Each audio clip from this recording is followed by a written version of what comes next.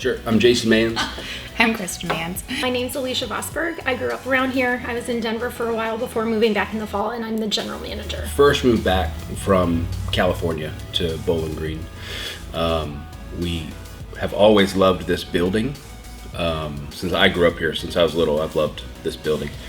And when we moved back, we had an idea for a space, but we weren't really sure. An opportunity came to purchase this building, turned our sights on this side, and went for, a music venue.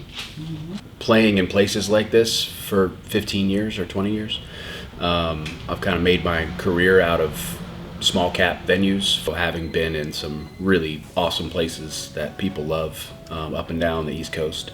I kind of felt like this would fit in well. So it's cool. We each have, because we're not exactly the same, but we each have ideas that we think are what should happen, and then we share them, and then somehow out of those two ideas, like a better idea emerges. Because she comes in very traditional.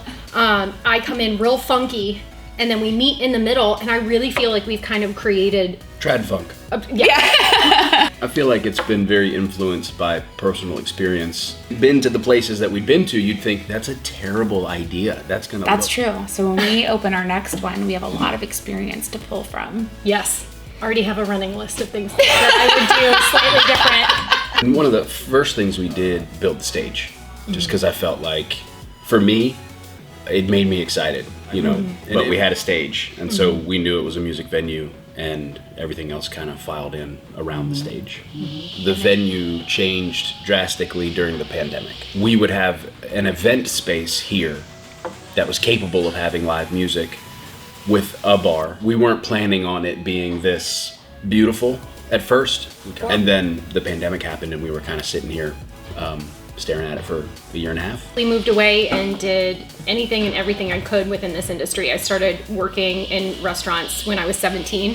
I came back in the fall, and I had heard some rumblings about this project, and met with Jason in January, and it very quickly became apparent that it was going to be a really, really good fit. 1909, the first fireproof bank in the country. And then in the 60s, they did the addition, which is now the corner store. The building was built around the vault, and it's two vaults on top of each other. There's one upstairs as well. And one next door. And one in the addition that they've turned into a fridge. There's another building on Main Street that was available.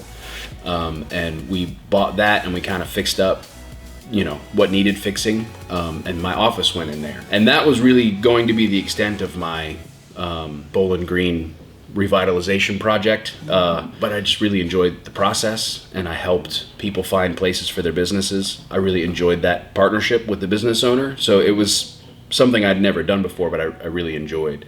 The clock came from an antique store in Richmond that we saw in January. Yes, and I had seen it before that too. Oh my gosh. So I've been stalking this clock for well over a year. And this painting is done by a friend of ours who based in Austin and California. Dave Grizzle is his name. And Jason just happened to see it and contacted him and said, I love it, I want it.